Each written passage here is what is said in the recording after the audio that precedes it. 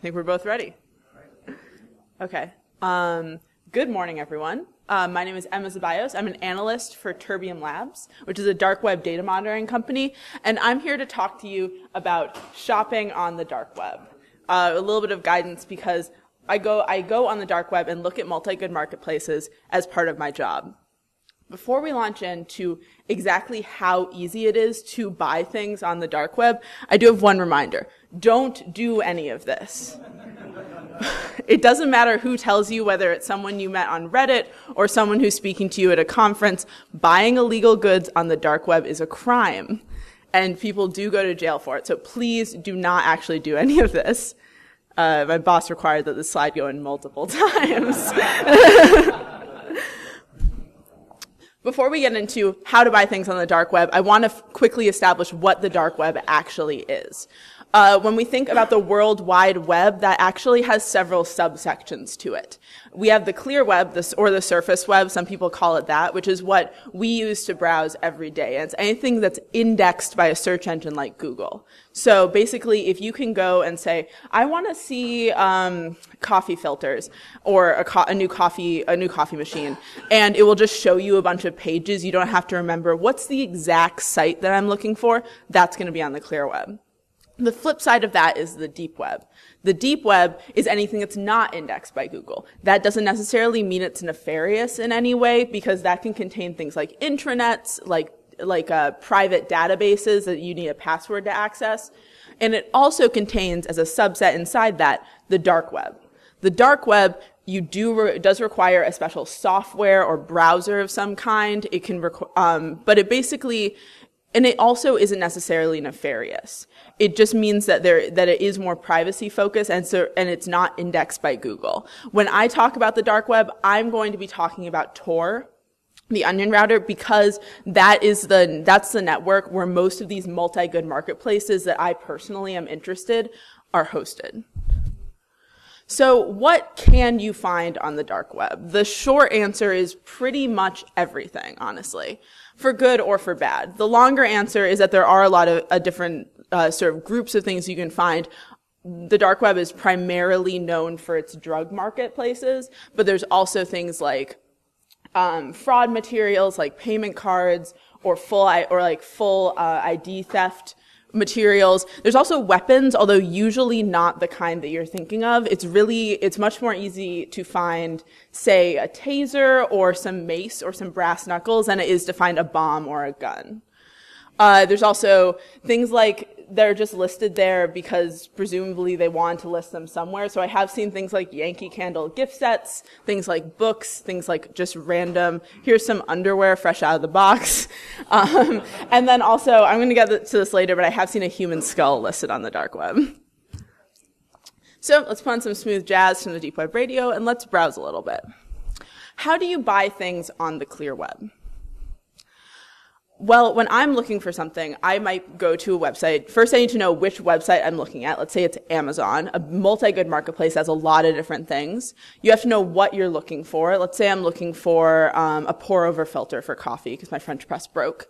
And then you have to know what's important to you about that purchase. What are you looking for? Are you looking for something you're not sure about the purchase, so you're interested in something like a warranty? If you're thinking, oh, I might want to have many of these, so I want to find a vendor that I trust. So all these things are basically the same at the dark web. If you can buy something on the clear web, you can buy it on the dark web. The skills are pretty much interchangeable with a few tweaks. So the first thing that you would do is try and figure out where you want to go. So in the absence of something like, because the dark web isn't indexed, you can't just say, bring me all the coffee filters that I'm looking for. There's no way to do that. There's no search engine. So you have to find another way to get suggestions on what you're trying to look for. Something like a marketplace forum, something like going on Reddit, which used to have a thriving forum of suggestions for places that you could look to buy things. Dread, which is another spin-off forum. Or if you have a friend who is already buying things on the dark web, you could ask them, where should I look to buy something? They will probably direct you to a marketplace. So I've listed a couple of these. The ones crossed out are no longer active because they've been taken down, but there are still multi-good marketplaces on the dark web, and those, again, are the ones I'm primarily going to be talking about. Once you get to a marketplace, you can search, type in exactly what you want. You can peruse listings. You can check ratings and prices, which is important to you because you're a savvy shopper. You can do some comparison shopping. You'll have to go to actual different marketplaces to be able to comparison shop, but if you're really interested in finding the best possible price, you're probably going to do that.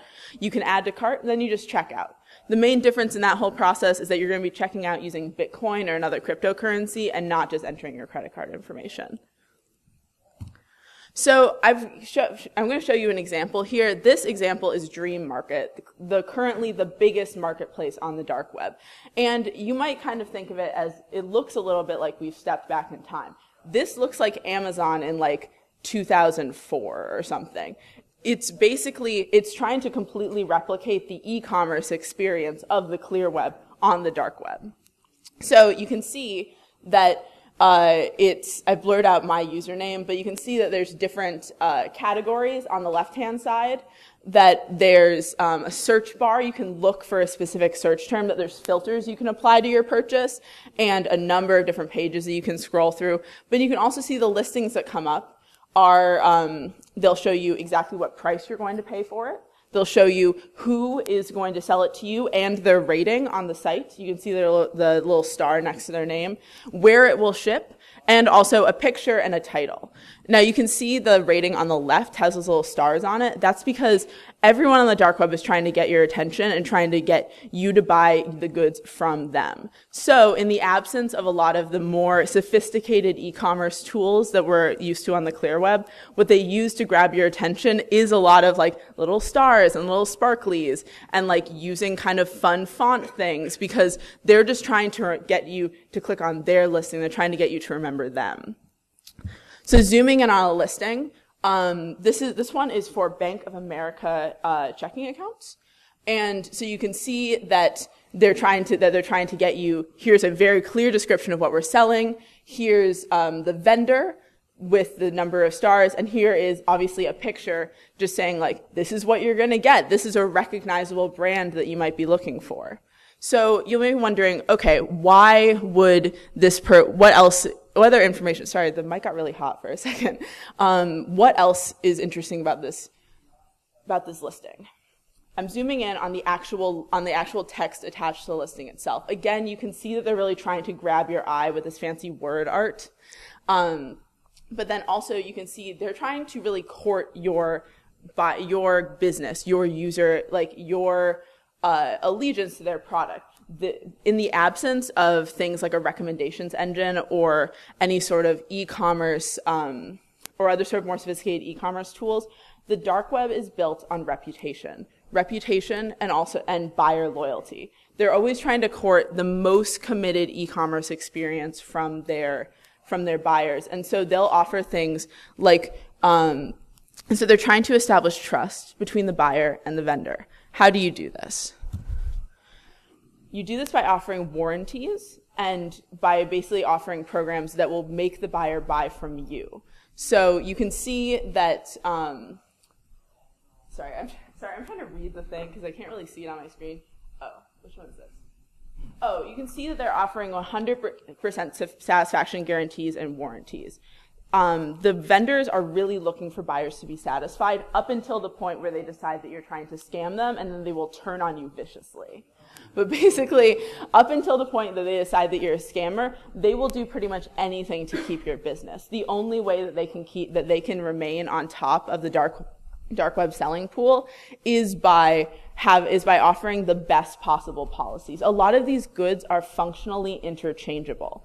Buying a checking account from one person is essentially the same as buying it from another person. What they're bidding on is their ability to satisfy you as a customer. And so that's where these things like 100% satisfaction guarantees come in, things like warranties come in. And so then once you can really basically shop around and find a vendor who is going to give you the best possible deal. How many of you have ever left a rating or review on a marketplace like Amazon. You can do that on the dark web too. In fact, people will give really good rewards if you leave a rating or review on the dark web. And I want to point out one thing that's also really important about the dark web e-commerce experience. If you see, look at that really long review on the bottom. There's, oh no, sorry, the one below it. Knew him from AB and has never disappointment. Not grammatically correct. Try him out. This person has followed this vendor from Alphabet, a marketplace that has been offline since the FBI took it down for over a year. This kind of reputation and this kind of buyer-vendor relationship goes from site to site. It's continuous despite the takedowns that affect the dark web.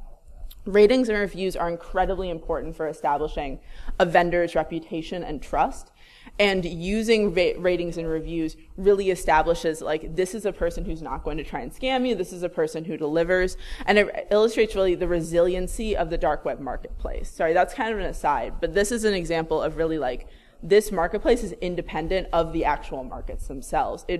These vendors and buyers have independent relationships, which makes it really hard to just destroy that by taking down a marketplace.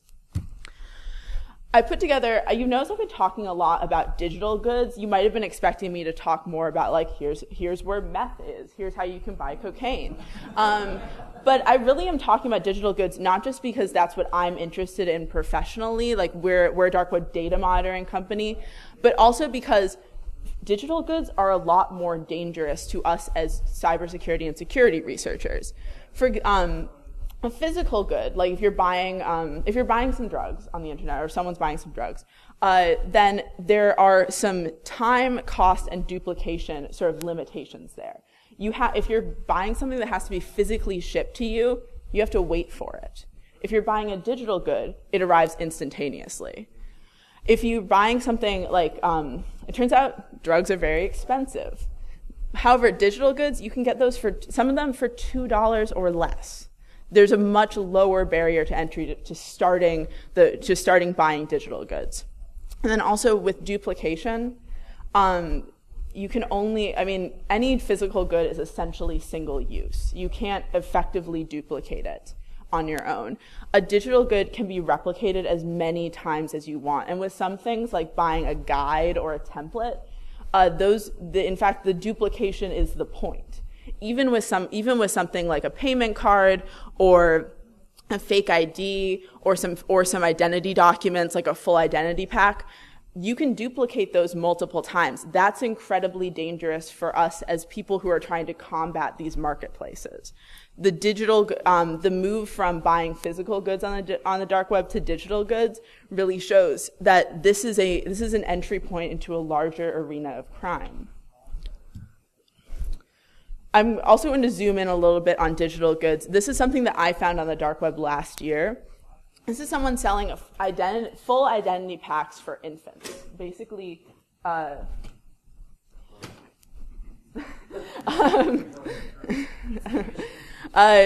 is someone buying full identity packs for infants. This is an incredibly specialized product that someone's just started selling. And the reason why they're selling this is because you can use it for tax fraud. You can take these identity packs for infants and you can fraudulently claim a child tax credit. You can impersonate that child's identity and then use it to create synthetic identities. There's a huge marketplace for this kind of fraud material on the dark web, and that marketplace is only growing. There's also stuff I'm not even talking about cybercrime tools, but there's the move from physical goods in the form of drugs to digital goods in the form of fraud and cybercrime tools should concern us as an industry. It's an entry point for a lot more people to get into criminal enterprises in a way that's very difficult for us to track. But having shown you guys exactly how easy it is to buy things on the dark web, I do want to emphasize that things can go wrong. Scams, like I talked about before, are rampant. People on the dark web need to trust each other, but they often really, really don't.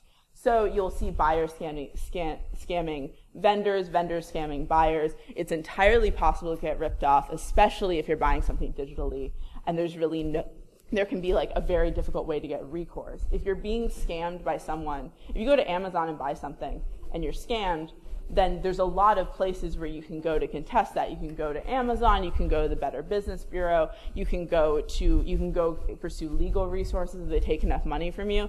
If you're scammed by someone on the dark web, who are you going to complain to? You might go flame them on a forum. That's essentially the lengths you can go. Also, I do want to emphasize again, you can go to jail for this. So there is this huge risk about buying things on the dark web, although it is substantially less if you're buying digital goods, because law enforcement isn't pursuing that as heavily. They pursue the purchase of drugs and weapons far more. I'm going to take questions at the end. I also want to talk a little bit about what you can't buy on the dark web.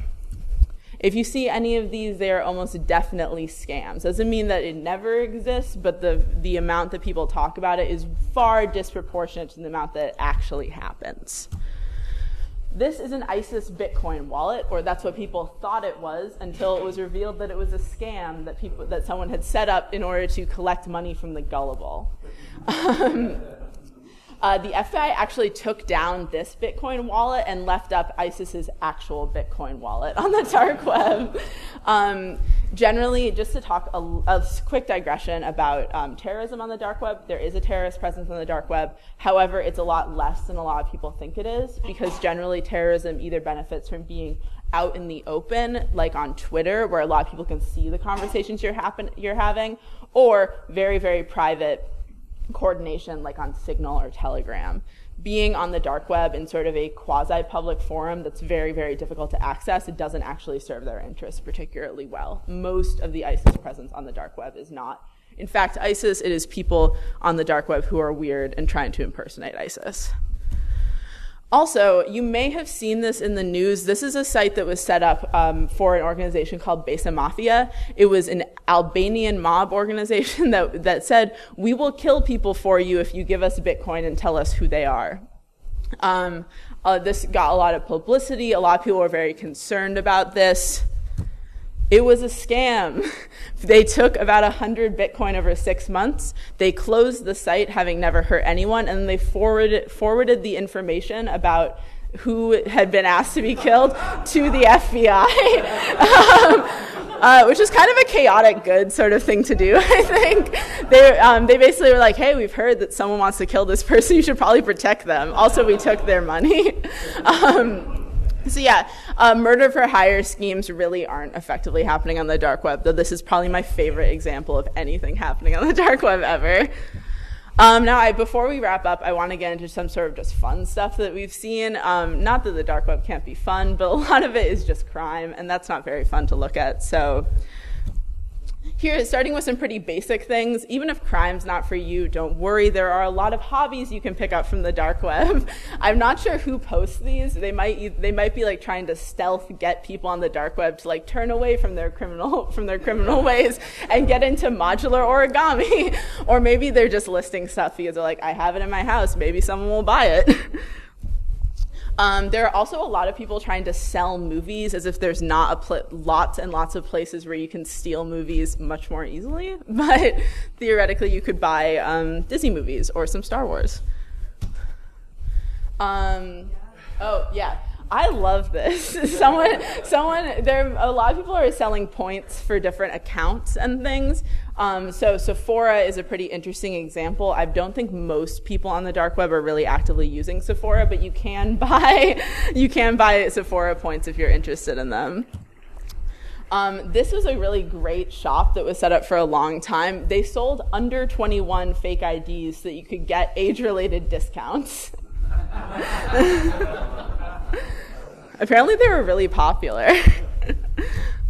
This one's a little bit cheesy. This is from way, way back during Silk Road, which is why the format looks different. And we think it might have just been someone being like, I don't know what to post here, but I guess I'll sell you some grilled cheese if you want it. Also, look at given the Bitcoin fluctuation, this would be very expensive now. There are a lot of phishing guides on the dark web, ways to teach you how to phish different email addresses. We also found this phishing guide. Also, someone actually sold this under the title like fishing with a PH, and then we bought it for research purposes and opened it, and it was this, which is great. They got us. I don't know if this person ever got their Hamilton tickets, but I like that they were really trying every possible avenue to get them. Also, so this is a listing that someone at my company found, but someone was listing actual animals on the dark web with the hopes that someone would buy them and be able to engage in this trade. Apparently, there is actually a growing a wild sort of protected animal trade and also antiquities trade on the dark web. This was sort of way at the forefront. I think this was from Alphabet.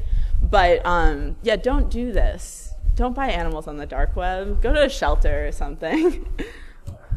Again, and just really reiterating, don't do any of this. Please don't buy things on the dark web. I know I showed you it can be really easy, but that's really the point. It's really dangerous that things have gotten so easy to buy on the dark web. This is an entry point for people who are engaged in maybe either going on the dark web because they're interested in it or think it would be kind of fun or like weird to see what's out there, or maybe buying narcotics for personal use or something. This is a really easy avenue for them to get into much more hardcore cybercrime or into fraud.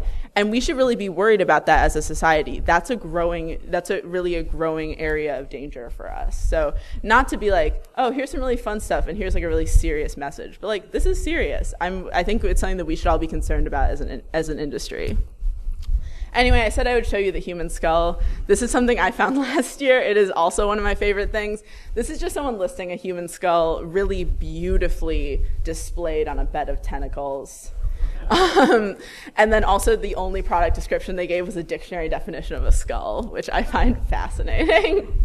So I hope that this talk was enjoyable or funny or at least interesting. Feel free to follow up with me afterwards. I'll also take questions now, and you can also follow up with me on Twitter or something. Yep. Yes, it's neat to see the difference between you're trying to build trust with consumers while still remaining anonymous.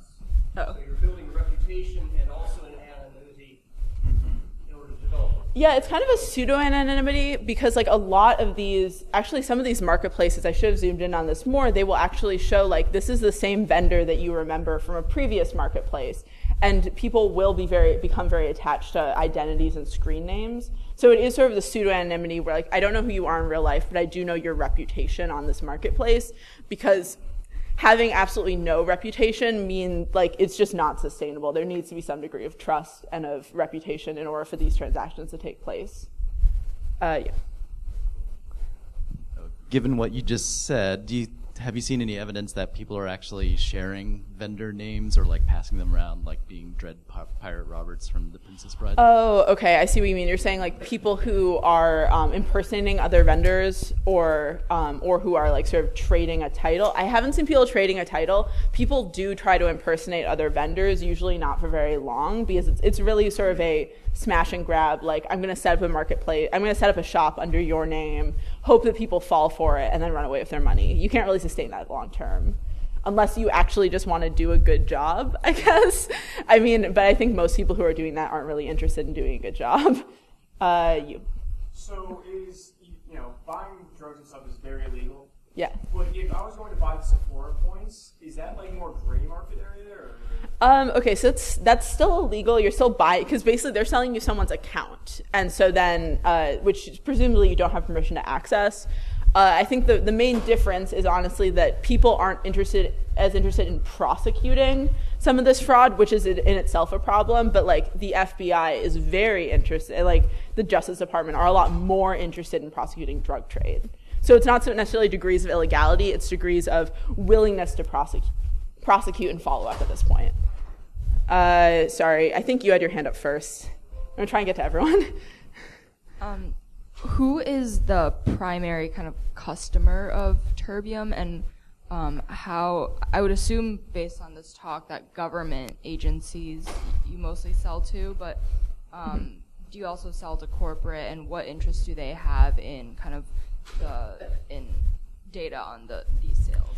We actually primarily sell to companies. The government really has dark web monitoring kind of in its own hand, I think. But then we primarily sell to companies. There's a lot of data exposure on the dark web, and we basically look and see and identify where data is, and then let companies know that we found it. I'm happy to talk more about what my company specifically does afterwards. I have maybe a silly question. Can I buy a candle set on the dark web and it not be illegal? And if it is illegal, why is that illegal? I don't. Okay. I'm not a lawyer, and I feel uncomfortable answering this. I think if you went on a marketplace and just bought something that was legal, the worst would be get swept up, and people would assume that oh, since you're here, you're doing something illegal. I would say that if you're buying a candle set or something that is explicitly not illegal, you are unlikely to be prosecuted if the site is ever busted. You in the back have been waiting. Both of you. Decide which one of you gets to go first. Oh, wait for the mic. I'm really surprised you didn't talk about multi-sig sales. I mean, that's how you protect yourself on the in buying on the dark web. Can you talk about that? Do you mean marketplaces where you have to have 3 people basically sign off? Yeah, that is a level of protection. I was trying to give sort of a surface level overview, but there are ways to protect yourself while making transactions on the dark web. I don't want to say that there isn't. It seems like over the years it's been sort of all the same things that you can buy. Not a lot has changed. Maybe that's my ignorance, but is there any interesting trending or forecasting that you're seeing, upcoming possibilities for the dark web? Well, one thing that I featured here, actually, the infant fulls, that's pretty new. A lot of the innovation, such as it is on the dark web, is coming from the fraud trade. There's actually another trend that I think, I sound like a fashion person. A trend you can watch out for in the coming seasons is, along with tax fraud, which has been growing sort of. It's seasonal, but every season I think gets bigger. There's also a lot more trade in social media accounts. It used to be that you would very rarely see it Instagram accounts being offered. Instagram accounts on the dark web are huge now. And other social media accounts have sort of grown in the same way. I think most of the innovation in that way comes from fraud and cybercrime based things. There isn't a lot of change in what gets listed in the drug trade, other than just new and emerging drugs that happen in real life. So one quick note, it is technically lunch, so we can keep going. I'm happy to take more questions, yeah. Just one, I don't want to hold people up from eating. Oh yeah, sorry. Do you feel that the lack to prosecute the fraud cases, or do you see any improvements that can be done in that area to try and make a difference in that trend? I think it's getting buy-in from the right agencies, basically. I think it's a lot. The agencies that prosecute drug trade have a lot clearer of a mandate, and the responsibility to prosecute for fraud is sort of spread out a little bit more. Also, with some kinds of fraud, there isn't really a clear victim, or it's difficult for the victim to know that it's hard to identify who has been harmed. So, especially with synthetic IDs, which is a growing trend, there's a difficulty in identifying exactly who the victim is in a situation, and identifying who has a responsibility to prosecute, especially when something is taking place across multiple states or countries. That can be make it much more difficult. Honestly, I think law enforcement agencies really understand how to prosecute drugs and don't have the same interest in understanding how to prosecute other forms of crime enabled by the dark web. Yeah, it does. A lot of it does lie with the Secret Service.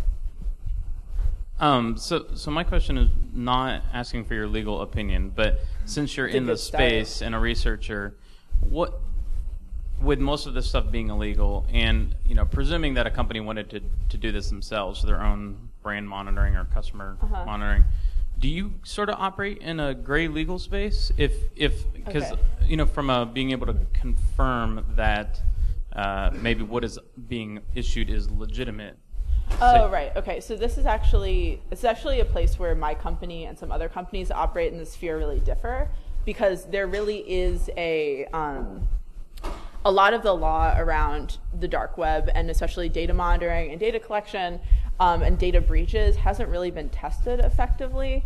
So there are like really different sort of philosophies on how you treat that. Like there are some companies that engage in the practice of buying back data, or of just buying large data sets and kind of sifting through them to see if their customers are in there. My company does not do that. We don't engage in the purchasing of data unless a customer specifically allows us to, which does limit our ability to, which does limit our research abilities in some way. We also have a policy of not, some of the really interesting forums on the dark web do require that you submit sort of either the products of crime or proof that you've committed a crime to join them, and we don't do that. So there are a lot of different legal sort of philosophies that companies can undertake. My company is very conservative, just like on that spectrum. Somebody somehow lose a pair of crutches? Those were there when I got here.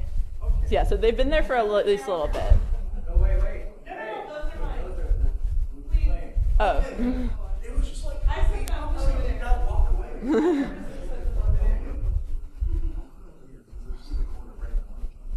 Any more? It looks like you have a question.